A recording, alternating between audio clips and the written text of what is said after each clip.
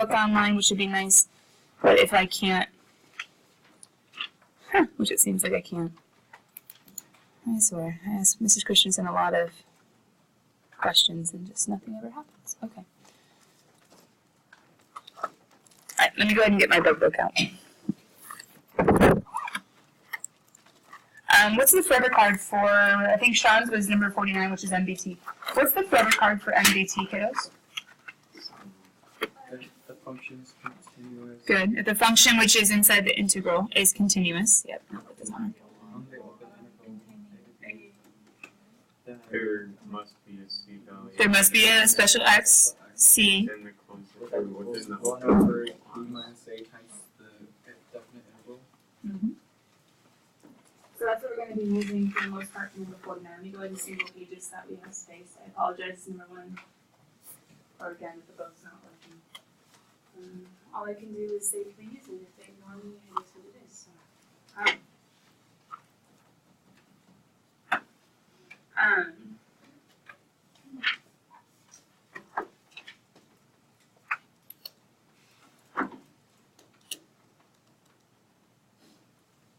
the directions just say find the values of C guaranteed by the mean value. So let me go ahead and write what you guys wrote, which was, or what you guys just said. There is an x equals c within the closed interval a to b such that there are a couple different ways of writing it. But if it says to find c, I'll go ahead and use the variation where c is almost all alone. It's just in the function. So let's go ahead and take what they give us for number 49. 49, they say, hey, use the function x cubed. Well, there's a couple different places that the function shows up. One place is on the left side of the equation where it needs the equation x cubed, but with a c plugged in. On the right side of the equation, I need that function x cubed inside the integral. So use the function 2 different places. One to plug in c on the left and a second to put inside the integral on the right. Then they give us an a to b from 0 to 3. So I can use 1 over 3 minus 0 from 0. Does that make sense how I applied the theory? C cubed, integral from 0, the integral from 0 to the x. Now it's just a solving game. Now it's just a solving game. On the left, I just have c cubed. I'm going to have to wait to cube root both sides in just a little bit, 1/3. But kiddos, how do I solve the definite integral? Oh, you have to do Yeah, MTC, which asks for you to find the antiderivative first. So what's the antiderivative? We've been practicing this since the beginning of the chapter. Antiderivative of x cubed. 1/4 x. 1/4 x to the 4th, or x to the 4th over 4. That little guy needs to be evaluated from 0 to 3. Remember the bounds, a to b. To simplify life just a little bit, I'm going to see the 1/3 and the 1/4 to be 1/12 and just kind of leave him out. For me, it's a little bit easier to process. X to the 4th needs to go from 0 to 3. And I end up with, careful, there's a c cubed over here. Common mistake is to forget that poor little c cubed, or that f of c. Then I have 1/12, 3 to the 4th minus 0 to the 4th. We know 0 to the 4th, that's just 0, right? So I end up with 1/12 times 3 to the 4th, c cubed, and I just need to cube root both sides. This is a calculator problem as indicated by decimal answers. We could go ahead and just plug that into our calculator and say forget it. If it's something where it's not a calculator question, then we might have to reduce a little bit. For instance, I know that 3 goes into 12 4 times, so I can take away one of my 3's. I would end up with the cubed root of 3 cubed is 27 all over 4. Yeah, some of you might know that 3 cubed is 27. So we could go ahead and make that 3 over the cubed root of 4. Sadly, 4 is not a perfect cube. I guess they could have rationalized it, but they'll probably just leave it. Does that make sense? Okay. So when you see something, or if you see something like average value, there's a forever card with the formula, or MBT for integration, or for integrals, there's a forever card with the formula, or Solve the definite integral using geometry. Ooh, there must be a geometry formula. Get a graph and a picture and see is it a triangle or a trapezoid or a semicircle or a quarter circle. We have two more questions. Sorry. Number 75? That was one of them. Encircling things.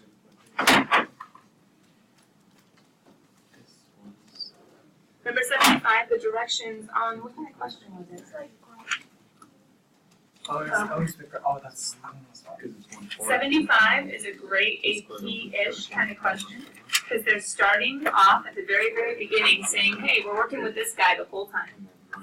And they gave you what we called yesterday an accumulator, an accumulator function. They gave me a function g in terms of the integral of a function f, where f is a function whose graph is shown in the figure. Hold on, 75, it was this one. Is that strictly linear? Yes. So you plot the points and then you just connect. I think it's like 4 lines, right? It's 4 lines, yeah. You just Give me points. Out of 0 to 4. What's the next one? There was one out 4, 1, 4. 4, then 2, 2, or is it 4, 2? 2, 2, I think, right? Is the next one? Oh yeah, and then it's And then 4, 0. 4, 0. And then 8, negative 2.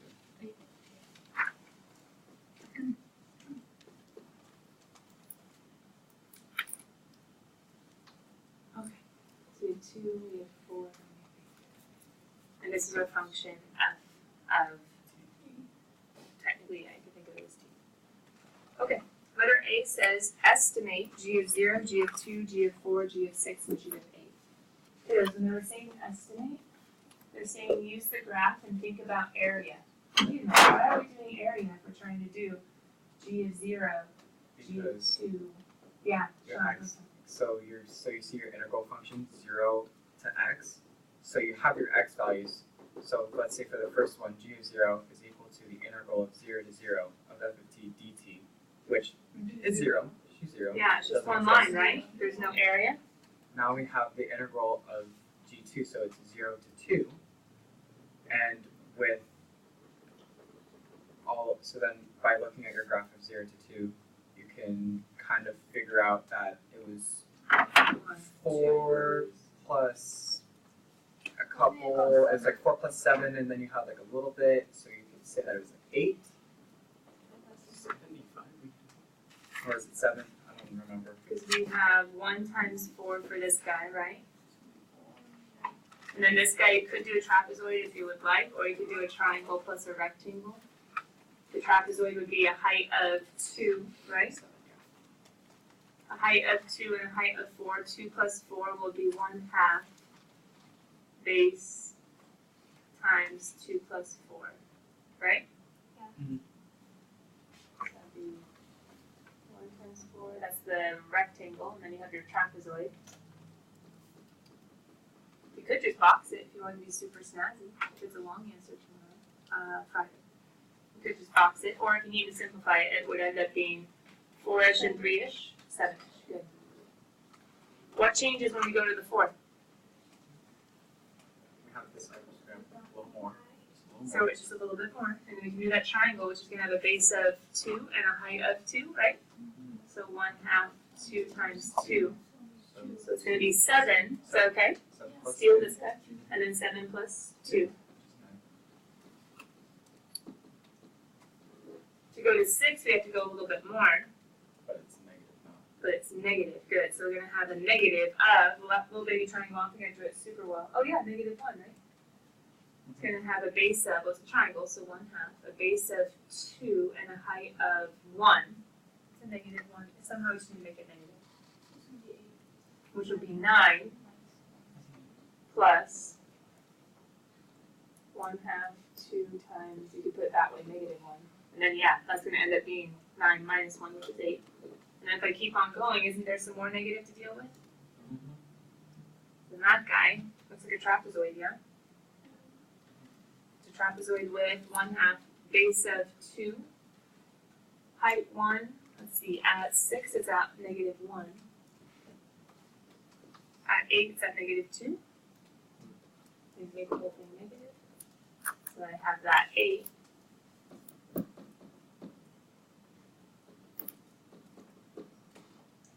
Get that to be a negative.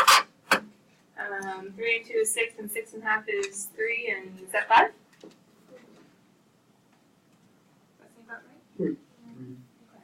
So if you see any sort of function that's an accumulator function, aka it looks like half of ft(c) part 2 with an a to an x, just always think, well, when I go plugging into g, it's just going to say find the area. Find the area, approximately, or maybe solving if you actually have the formula. 75b. Did we not do 75? Oh, I don't know. Was 75 not a homework problem? It was. Oh. It was. This one is now asking when g is increasing and when g is decreasing. Technically it says the largest intervals. So the largest intervals.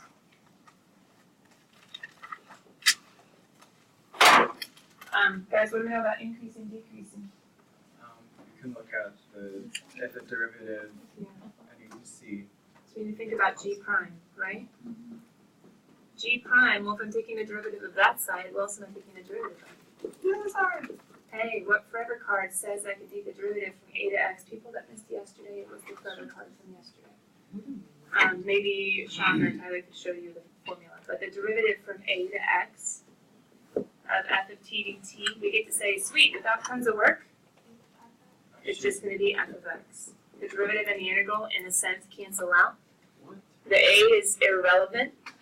The x gets plugged in, or whatever is up here. But if there was a u, just remind of the forever card, if it was to a u, it would be f of u times Prime. u's prime. Good. So g prime is just f. Well, hey, what's nice about f? We have a graph of it.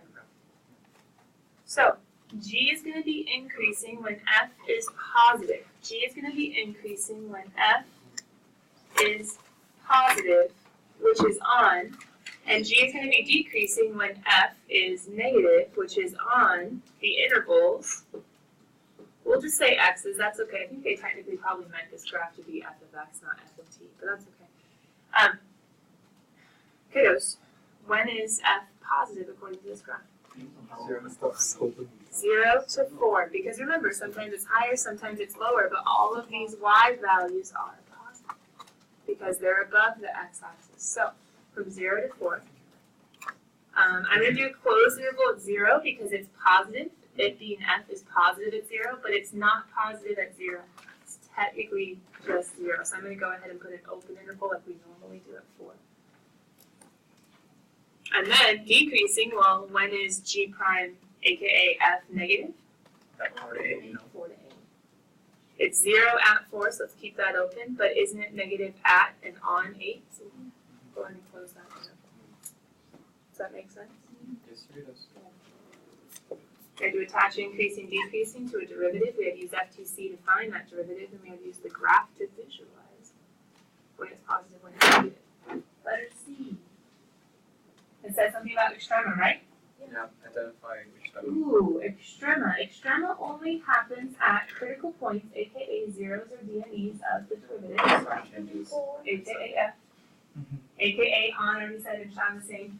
4 is a 0, right? Yes. And so if the function, if we got it right, if the function g goes from increasing to decreasing at 4, if the derivative, who is f, goes from above to below or positive to negative, well guys, what extrema has to be? That's that max, you know. Yeah. I have a relative max at x equals 4. If it said justify, since g prime of 4, which equals f of 4, equals 0, I'd say it's a critical number first, and g prime of x, which equals f of x, changes. Now, since I'm talking about the derivative, I need to say changes signs, so changes from positive to negative at that.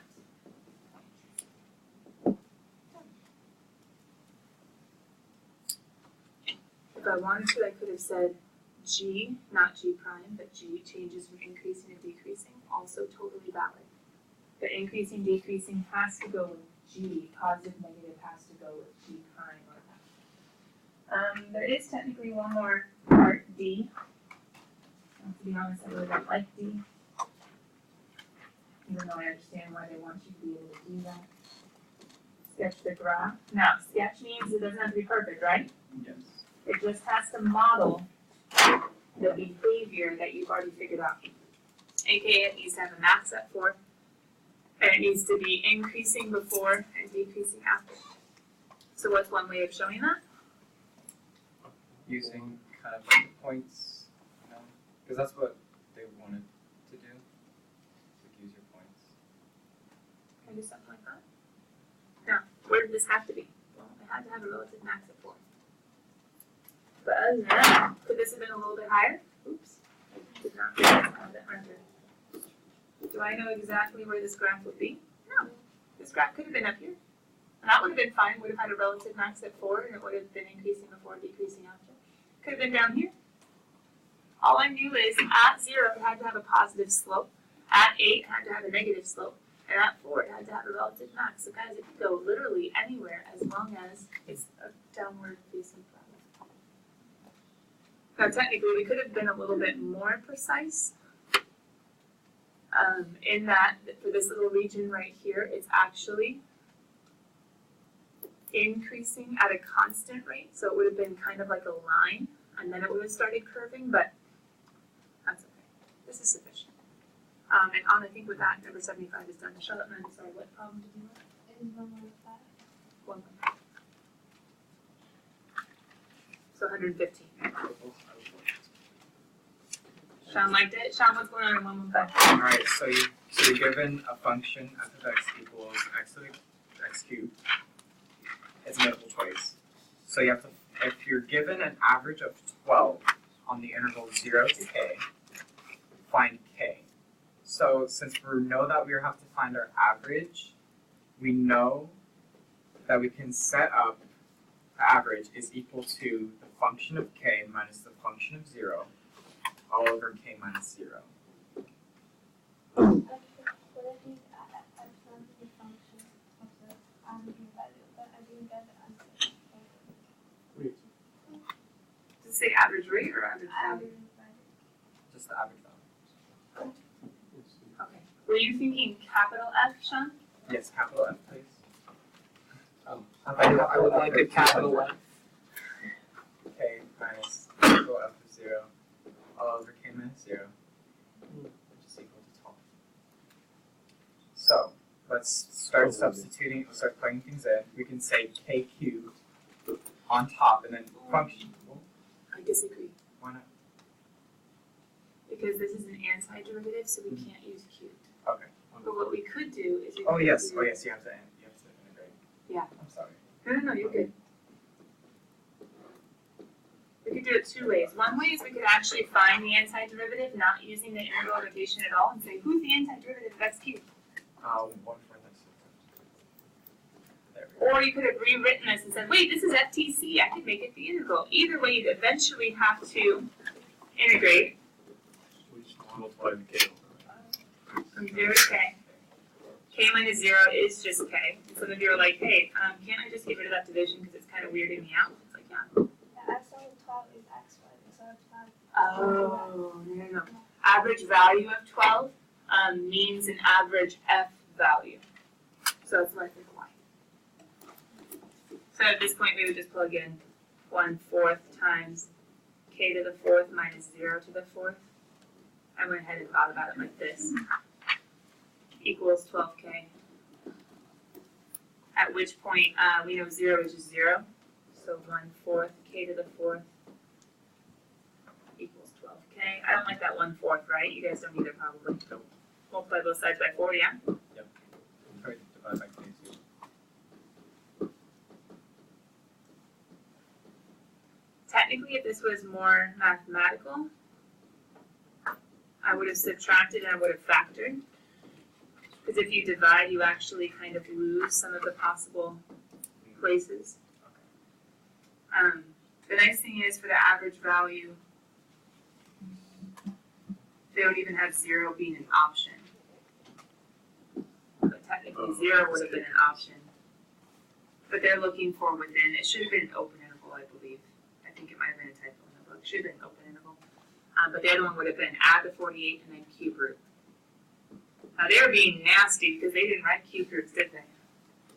They wrote fractional powers. But guys, what did this end up measuring up with? Letter D, which was 48. D. Oh yeah. Should we say if I, instead of using the formula, I use the average value formula, so it's like 1 Yeah, that's actually what I ended up doing. So Sean started here with the antiderivative just because he likes the average rate, but the rate of this guy's anti. But the average value would say that the average value equals 1 over b minus a times the integral from a to b. Yeah. That's what I would have thought too. Same thing. All right, kiddos. So those are all the questions that I know of, at least that your classmates know of on section 4.4. I do have your practice test here and ready.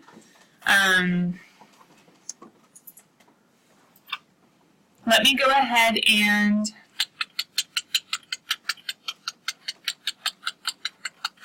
let me keep it on the first page for a little bit. If you guys have already attempted it, why don't you go ahead and write down the answers. If you haven't attempted it, just kind of head down, be working for a little bit while those who have attempted it can grade it. I would use the color pen so you can see your weaknesses. Take a second, find the ones that you were able to try, and with the color pen, I would say grade. Otherwise, I'm cool with having the rest of class be a work period, and if you're like, hey, I don't know how to do this, just raise a hand and let's work on it together. Sound good?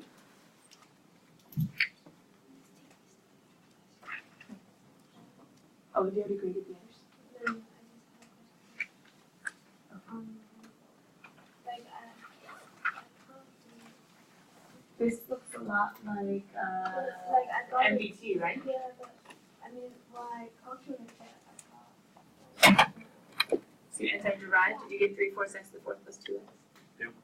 When you plug in 2, plug in -1, you end up with the final answer of 16 plus 5/4. I was being lazy and didn't put it together, but it should be 69/4. I got like 5 or 4 equal 9 Hold on, what happened to this guy? Did you plug in 2 before plugging in -1? F of b minus f of there. There you go. F of b minus f. Anybody still grading on this page? Does anybody get to the second page? Let me go a little bit further down then.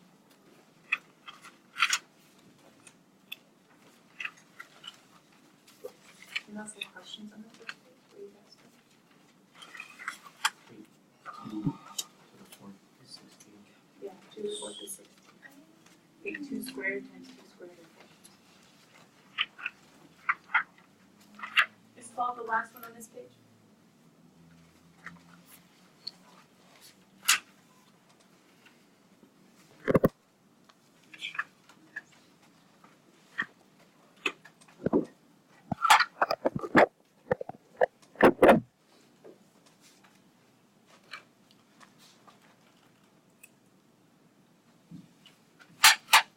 You guys ready for the next page?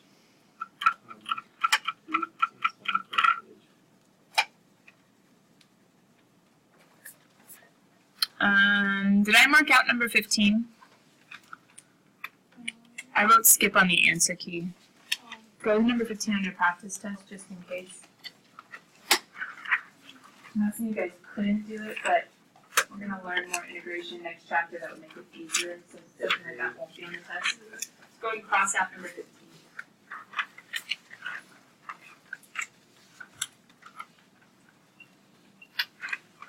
Let's get it a little bit warmer in here.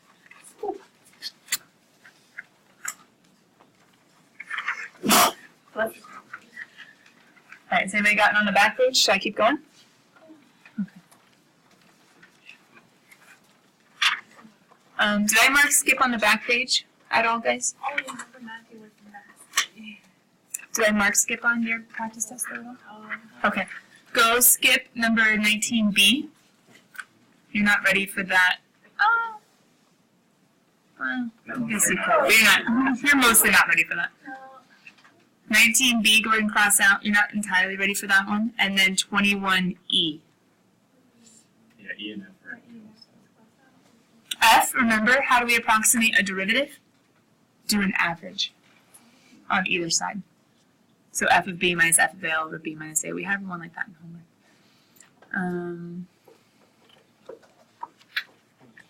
I'll give you a second on. This one takes a little bit of time to check. Okay, you guys feel free to move, feel free to work. I'm here to answer questions. Is anybody stuck on anything yet? Yeah, sure. I'm stuck on number 4. Number 4. Are you doing it right now? Awesome, just gonna cut. Anything else besides number 4? Did you have 3C cubed plus 6? 9C cubed? No, we're supposed to do everything except for the ones I skipped. You could go through and do the circles first if you want. have You could go through and do the circles the first, formula is like this. and then as you have time, finish up the rest. Let me see your formula. That's okay. It's gonna be that hard. Wait, Like, what do you practice test. The last couple chapters, when there's been a practice test, it helps you on the tricky multiple choice. But there have been non-tricky multiple choice on the test. Oh, Does that make sense? oh, you But just like the divide. long answer, You it's just gonna put be it in. hard. So I'm not gonna give you so many. But you don't know what kind I'm gonna give But you, what do so you I have to gave you focus on? left, Focus on right, one. midpoint, because you don't know which one will last. Does that make Oh, sense? see, my question is, why do you have the 1/3 if you have the 3 there? What? The reason why the 3's there, Seniors, grad night Monday Because through the- tomorrow. the reason why Oh, the gosh, 3's I there, will. they put the People in E Northridge, and C people in there, night. is because that is Okay. beyond C. Sean, number 4 is what, Beyond forever So I'm pretty sure that's what they're saying. They're just stating. Oh, is this MVT again? Technically it is. Nice thing is, did you technically need to know that? No. Yeah, It's a so given you- equation. okay. The equation says -1 to 2, plugging in your function. Okay, what'd you do once you, well, hold on, double check. Did you plug in correctly? I always forget that left side, man. That'd be tricky. So easy to do. A lot of people just say like, oh, it's C, but they don't realize it's F of C. So now the name of the game, Just go ahead. solve, set equal, solve again. Okay, thank you.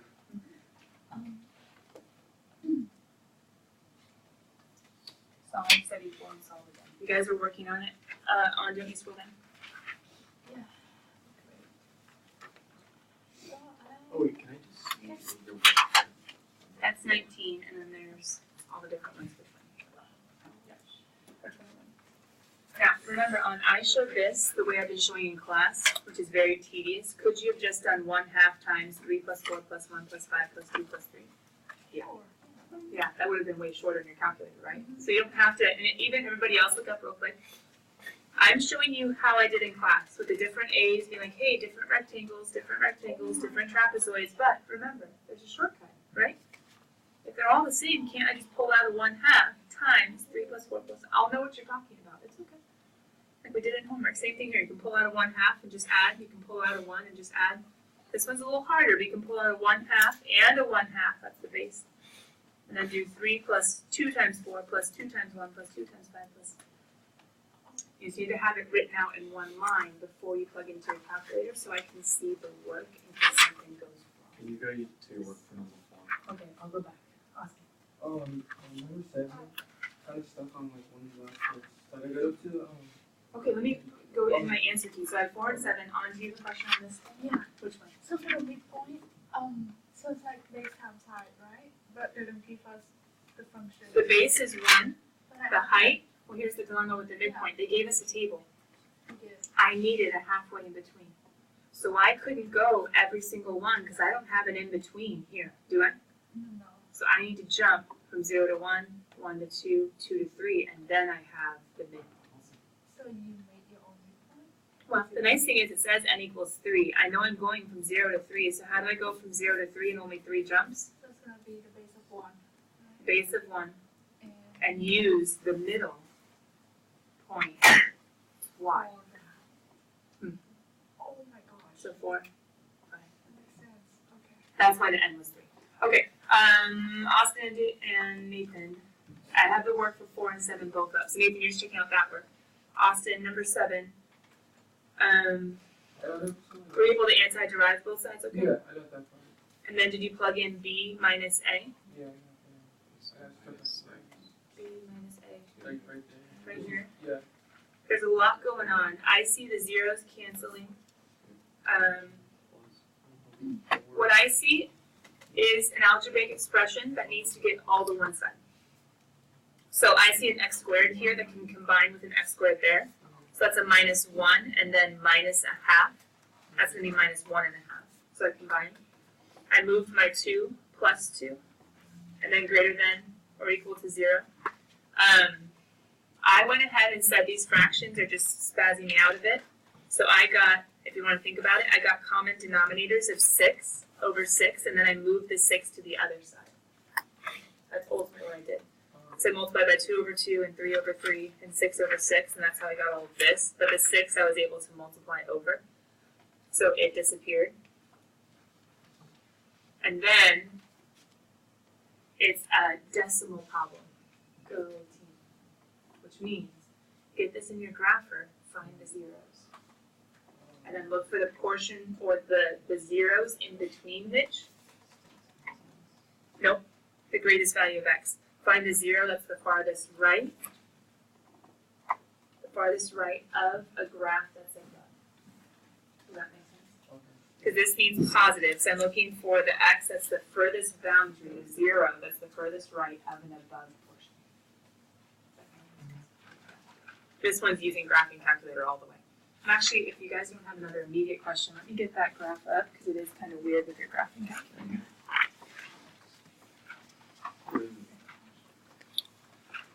Let me freeze the screen for those of you guys looking.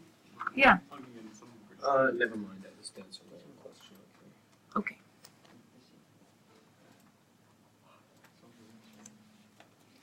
It was a stupid question. That's okay. We all have them at some point. Oh yeah. And in some ways, if they help you get to an answer, is it really that stupid? Oh, mine. That's it. Oh yeah. That's right. And then that's equal to this. I see.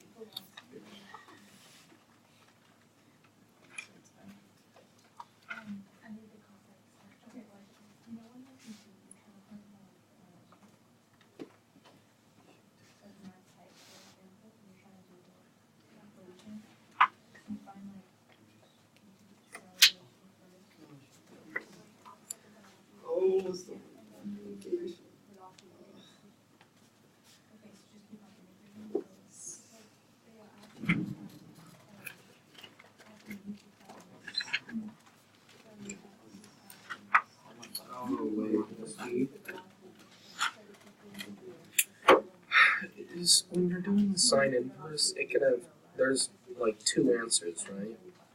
If you're looking for angles that can be in a triangle, are you doing physics or calculus? No, I'm doing calc, but like, no, I don't even know if I'm doing this right, but Yeah, there's sine inverse and minus sine inverse. Yeah. Two locations. That conflict. so Thank you so much. it's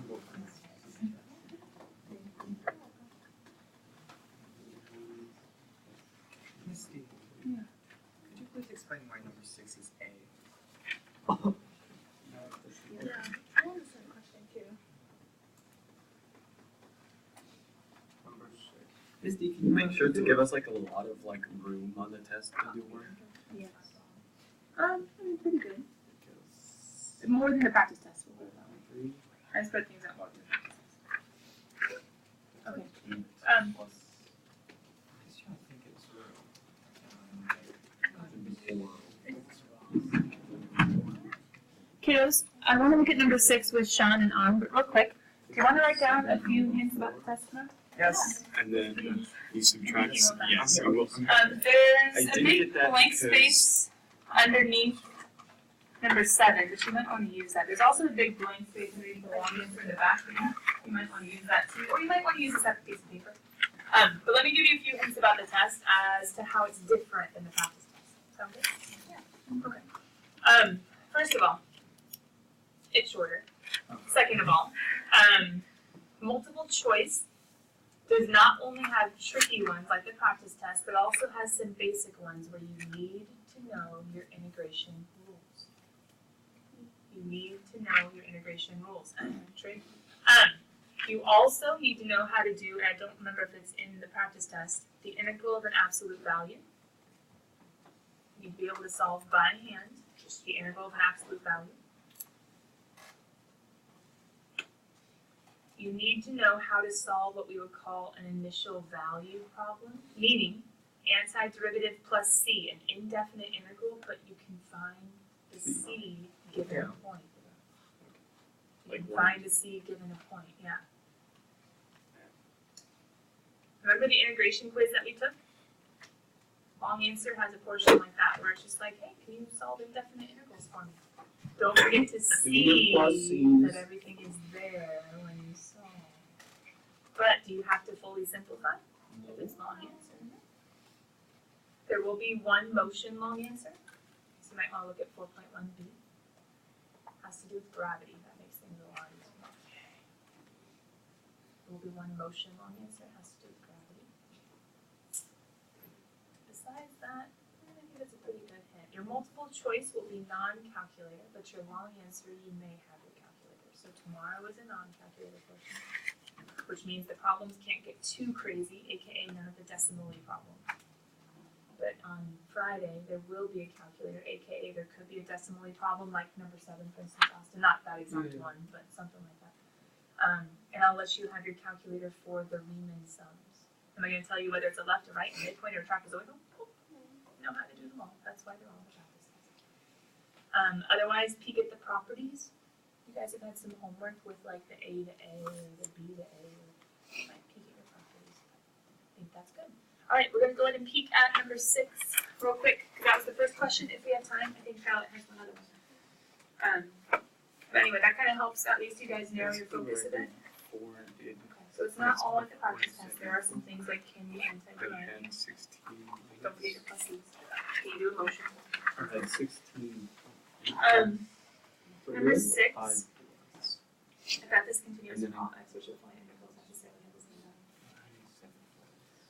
value. Okay, I did it by thinking of the translations that were going on with my function. For instance, f of x plus a, addition in the inside, is translating the whole function f of x, is shifting it a units left. And so if you think the bounds, a minus a is 0 and b minus a, it's really the exact same thing, it's just all been shifted. That's why I was able to say those two are equivalent. For this one, plus c, wouldn't that be, once again, c to the left? And if it's c to the left, when you add on the inside, it's a horizontal translation left. It should have been b minus c and a minus c. Since it's a plus c and b plus c, that does not work. Because the graph got shifted this way and you're looking this way. You're not going to have the same area. Nope, because I don't know what it is. But you could say, Makes sense though. That's nice. you could say, oh, it's frozen. No. And become negative 3/4.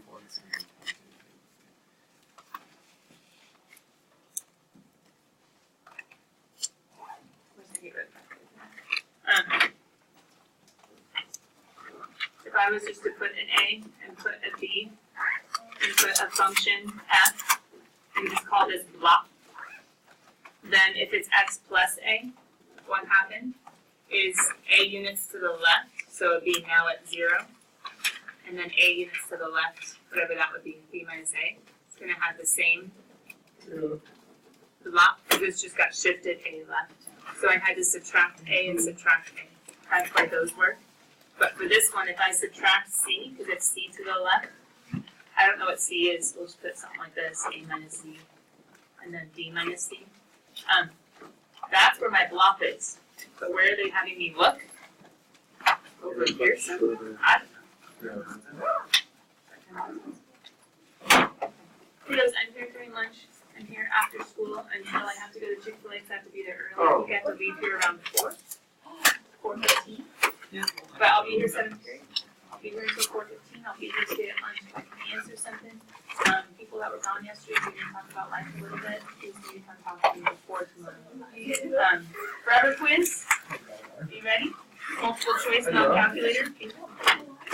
But it's multiple, oh, the forever quiz. Open engineering. It didn't say anything about increasing Hey,